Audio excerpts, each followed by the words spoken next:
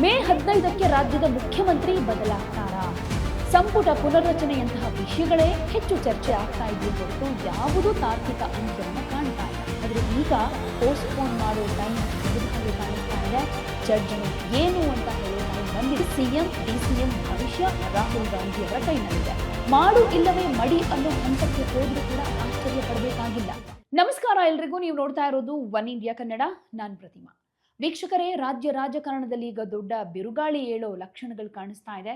ಯಾಕಂದ್ರೆ ಎಲ್ಲಂದ್ರಲ್ಲಿ ಹಾದಿ ಬೀದಿಲ್ ನೋಡ್ಲಿ, ಟೀ ಅಂಗಡಿಗಳಲ್ಲಿ ನೋಡ್ಲಿ, ಒಂದೇ ಚರ್ಚೆ ಆಗ್ತಾ ಇರೋದು. ಅದೇನಂತಂದ್ರೆ, ಮೇ 15ಕ್ಕೆ ರಾಜ್ಯದ ಮುಖ್ಯಮಂತ್ರಿ ಬದಲಾಗ್ತಾರಾ? ಸಿದ್ದರಾಮಯ್ಯನವರು ತಮ್ಮ ಸಿಎಂ ಕುರ್ಚಿಯನ್ನ ಅಷ್ಟು ಈಸಿಯಾಗಿ ಬಿಟ್ಕೊಡ್ತಾರಾ? ಡಿ.ಕೆ. ಶಿವಕುಮಾರ್ ಕನಕಪುರದ ಬಂಡೆ ರೀತಿಯಲ್ಲಿ ಸಿಎಂ ಪಟ್ಟಕ್ಕೆ ಪಟ್ಟು ಹಿಡಿದಿದ್ದಾರಲ್ವಾ, ಅದು ಆಗುತ್ತಾ, ಸಾಧಿಸ್ತಾರಾ ಅಂತ. ಸೊ ಮೇ ತಿಂಗಳಲ್ಲಿ ರಾಜ್ಯ ರಾಜಕಾರಣದಲ್ಲಿ ದೊಡ್ಡ ಕ್ರಾಂತಿ ನಡೆಯುತ್ತೆ ಅಂತ ಹೇಳಲಾಗ್ತಾ ಇದೆ.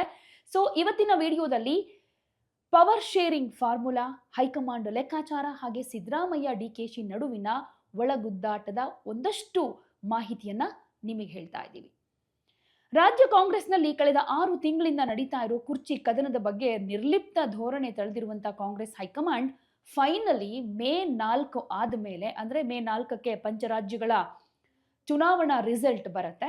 ಅದಾದ್ಮೇಲೆ ತನ್ನ ಜಡ್ಜ್ಮೆಂಟ್ ಅನ್ನ ಕೊಡೋದಕ್ಕೆ ರೆಡಿ ಆಗಿದೆ ಕಾಂಗ್ರೆಸ್ ಹೈಕಮಾಂಡ್. ಆ ಟೈಮ್ ಹತ್ರ ಬರ್ತಾ ಇದೆ ಅಂತ ಹೇಳಲಾಗ್ತಾ ಇದೆ.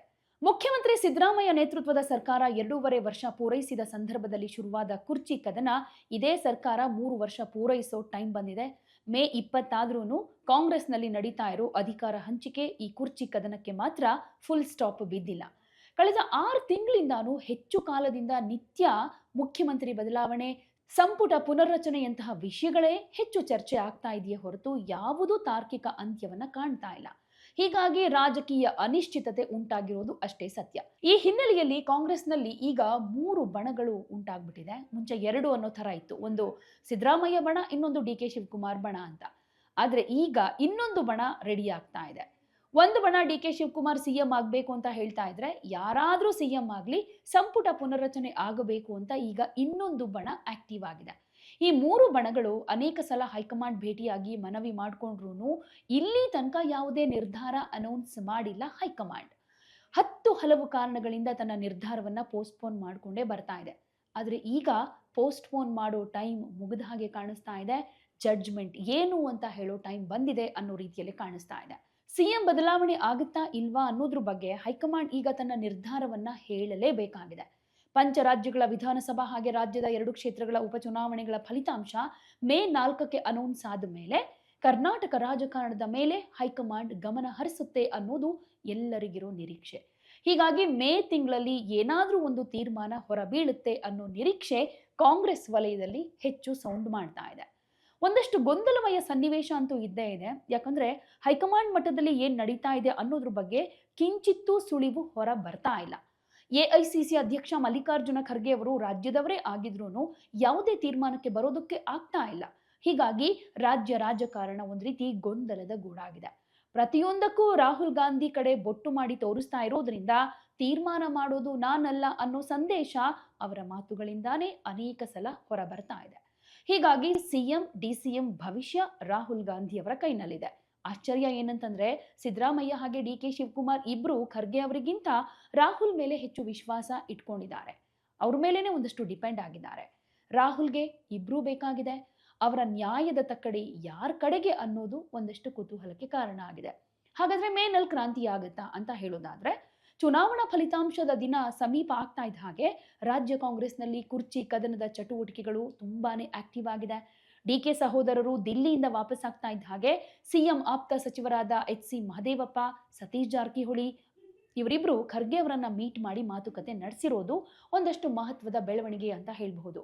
ಜೊತೆಗೆ ತಮ್ಮ ಆಪ್ತರ ಮೂಲಕ ದಿಲ್ಲಿಗೆ ಸಿಎಂ ರವಾನೆ ಮಾಡಿರೋ ಸಂದೇಶ ಏನಿರಬಹುದು ಅನ್ನೋದ್ರ ಬಗ್ಗೆ ಕೂಡ ಅನೇಕ ಚರ್ಚೆಗಳು ಕಾಂಗ್ರೆಸ್ ವಲಯದಲ್ಲಾಗ್ತಾ ಇದೆ. ಇದರ ಮಧ್ಯೆ ಡಿ.ಕೆ. ಶಿವಕುಮಾರ್ ಗದ್ದುಗೆ ಹಿಡಿಯೋ ವಿಶ್ವಾಸದ ಮಾತುಗಳು ಅವರ ಆಪ್ತ ವಲಯದಿಂದ ಕೂಡ ಕೇಳಿ ಬರ್ತಾ ಇದೆ. ಮುಂದಿನ ವಾರದಿಂದ ಈ 3 ಬಣಗಳು ತಮ್ಮದೇ ಆದ ಒಂದಷ್ಟು ತಂತ್ರಗಾರಿಕೆಯಿಂದ ಮತ್ತಷ್ಟು ಆಕ್ಟಿವ್ ಆಗೋ ಚಾನ್ಸಸ್ ಇದೆ. ಮಾಡು ಇಲ್ಲವೇ ಮಡಿ ಅನ್ನೋ ಹಂತಕ್ಕೆ ಹೋದ್ರೂ ಕೂಡ ಆಶ್ಚರ್ಯ ಪಡಬೇಕಾಗಿಲ್ಲ. ಯಾರಿಗೆ ಸಿಹಿ ಯಾರಿಗೆ ಕಹಿ ಅನ್ನೋದು ಗೊತ್ತಾಗ್ಬೇಕಂದ್ರೆ ಇನ್ನೂ ಸ್ವಲ್ಪ ದಿನ ಕಾಯ್ಬೇಕು ಅಂತ ಅನ್ಸುತ್ತೆ. ಆದರೆ ಮುಂಗಾರು ಅಧಿವೇಶನದ ವೇಳೆ ನೀವು ಕರ್ನಾಟಕದ ಮುಖ್ಯಮಂತ್ರಿಯಾಗಿ ವಿಧಾನಸಭೆ ಪ್ರವೇಶ ಮಾಡ್ತೀರಾ ಅನ್ನೋ ಪ್ರಶ್ನೆಗೆ DCM DK ಶಿವಕುಮಾರ್ ರಿಯಾಕ್ಟ್ ಮಾಡಿದ್ದಾರೆ, ಉತ್ತರ ಕೊಟ್ಟಿದ್ದಾರೆ.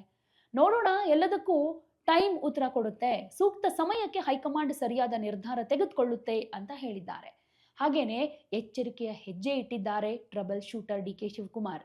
ಮುಖ್ಯಮಂತ್ರಿ ಸ್ಥಾನಕ್ಕಾಗಿ DK ಬ್ರದರ್ಸ್ ಹೈಕಮಾಂಡ್ ನಾಯಕರ ಮುಂದೆ ಪಟ್ಟು ಹಿಡಿದಿದ್ದಾಗಿದೆ. ಶಾಕಿಂಗ್ ಹೇಳಿಕೆಯನ್ನ ಕೊಡ್ತಾ ಕಳೆದ ಸಲ ಒಂದ್ ರೀತಿ ಕೋಲಾಹಲಕ್ಕೆ ಕಾರಣ ಆಗಿತ್ತು ಅವರ ಹೇಳಿಕೆಗಳು. ಹೈಕಮಾಂಡ್ ಕೆಂಗಣ್ಣಿಗೆ ಕೂಡ ಗುರಿಯಾಗಿದ್ರು DKಶಿ ಹಾಗೇನೆ DK ಸುರೇಶ್. ಆದ್ರೆ ಈ ಸಲ ತಾಳ್ಮೆಯ ಮಂತ್ರವನ್ನ ಜಪಿಸ್ತಾ ಇರೋ ಹಾಗೆ ಕಾಣಿಸ್ತಾ ಇದೆ. ಹೈಕಮಾಂಡ್ ಏನೇ ನಿರ್ಧಾರ ತೆಗೆದುಕೊಂಡ್ರು ಅವರ ತೀರ್ಮಾನಕ್ಕೆ ನಾನು ಬದ್ಧ ಅಂತ ಹೇಳ್ಕೊಳ್ತಾ ಎಚ್ಚರಿಕೆ ಹೆಜ್ಜೆ ಇಡ್ತಿದ್ದಾರೆ DK ಶಿವಕುಮಾರ್. ಬಟ್ ಇಲ್ಲಿ ಸಿದ್ದರಾಮಯ್ಯನವರು ಕುರ್ಚಿ ಬಿಡೋದಕ್ಕೆ ರೆಡಿ ಆಗ್ಬಿಟ್ರಾ? ಈ ಪ್ರಶ್ನೆ ಕೂಡ ಕ್ರಿಯೇಟ್ ಆಗುತ್ತೆ. ಯಾಕಂದ್ರೆ ನಾಯಕತ್ವ ಬದಲಾವಣೆ ಕಿಚ್ಚು ಕಾಂಗ್ರೆಸ್ನಲ್ಲಿ 2 ಬಣವನ್ನ ಸೃಷ್ಟಿ ಮಾಡಿದ್ದಲ್ಲದೆ ಪವರ್ ಶೇರಿಂಗ್ ವಿಚಾರ ಬರ್ತಾ ಇದ್ದ ಹಾಗೆ DKಶಿ ಹಾಗೆ ಸಿದ್ದರಾಮಯ್ಯ ಆಪ್ತ ಬಣಗಳು ಅಲರ್ಟ್ ಆಗ್ತಾ ಇವೆ. ಸಭೆ ಮೇಲೆ ಸಭೆ ನಡೀತಾ ಇದೆ. ಸಿದ್ದರಾಮಯ್ಯನವರನ್ನ CM ಸ್ಥಾನದಲ್ಲೇ ಉಳಿಸ್ಕೊಳ್ಳೋ ಶತ ಪ್ರಯತ್ನ ಕೂಡ ಆಗ್ತಾ ಇದೆ. ಆಪ್ತರ ಜೊತೆಗಿನ ಚರ್ಚೆ ವೇಳೆ ಸಿದ್ದರಾಮಯ್ಯನವರು CM ಸ್ಥಾನ ಬಿಟ್ಕೊಡೋದಕ್ಕೆ ನಾನು ರೆಡಿ ಅನ್ನೋ ಹೇಳಿಕೆಯನ್ನ ಕೊಟ್ಟಿದ್ದಾರೆ ಅನ್ನೋ ಮಾಹಿತಿ ಕೂಡ ಗೊತ್ತಾಗ್ತಾ ಇದೆ. ಸಿದ್ದರಾಮಯ್ಯನವರ ಮೌನದಿಂದ ಆತಂಕಗೊಂಡಿರೋ ಅಹಿಂದ ನಾಯಕರು ತಮ್ಮ ರಾಜಕೀಯ ಭವಿಷ್ಯ ಹಾಗೆ ಸ್ಥಾನಮಾನಗಳ ಬಗ್ಗೆ ಸ್ಪಷ್ಟತೆ ಪಡೆಯೋದಕ್ಕೆ ದೆಹಲಿಗೆ ಹೋಗ್ತಾ ಇದ್ದಾರೆ.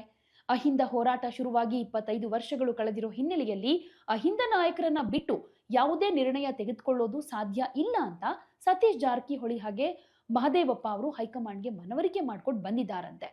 ಇದರ ಮಧ್ಯೆ ಕಾಂಗ್ರೆಸ್ ಹಿರಿಯ ನಾಯಕ ರಾಜಣ್ಣ ಸಿದ್ದರಾಮಯ್ಯ ನಂತರ ದಲಿತ ಮುಖ್ಯಮಂತ್ರಿ ಕೂಗಿಗೆ ತಾವು ಬದ್ಧವಾಗಿರೋದಾಗಿ ಕೂಡ ಹೇಳಿಕೆ ಕೊಡ್ತಾ ಇದ್ದಾರೆ. ಹೈಕಮಾಂಡ್ ನಿರ್ದೇಶನಕ್ಕೆ ಸಿದ್ದರಾಮಯ್ಯ ಬದ್ಧರಾಗಿದ್ದು ಅಧಿಕಾರ ತ್ಯಾಗ ಮಾಡೋದಕ್ಕೂ ಕೂಡ ರೆಡಿಯಾಗಿದ್ದಾರೆ ಅಂತ ರಾಜಣ್ಣ ತಿಳಿಸಿದ್ದಾರೆ. ಒಟ್ಟಾರೆ ಮೇ ತಿಂಗಳಲ್ಲಿ ರಾಜ್ಯ ರಾಜಕಾರಣದಲ್ಲಿ ಮಹತ್ವದ ಬೆಳವಣಿಗೆ ನಡೆಯೋ ಸಾಧ್ಯತೆಗಳಂತೂ ಇದೆ.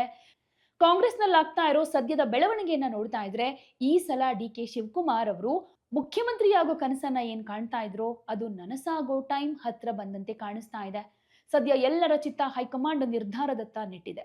DK ಶಿವಕುಮಾರ್ ಅವರ ಹುಟ್ಟುಹಬ್ಬ ಕೂಡ ಇರೋದ್ರಿಂದ ಅವರ ಹುಟ್ಟುಹಬ್ಬದ ದಿನವೇ ಹೈಕಮಾಂಡ್ ಗುಡ್ ನ್ಯೂಸ್ ಕೊಡುತ್ತೆ DK ಶಿವಕುಮಾರ್ಗೆ ಅಂತ ಹೇಳಲಾಗ್ತಾ ಇದೆ. ಆದ್ರೆ ಈ ಕುರ್ಚಿ ಜಗಳದ ಮಧ್ಯೆ ರಾಜ್ಯದ ಅಭಿವೃದ್ಧಿ ಏನಾಗ್ತಾ ಇದೆ?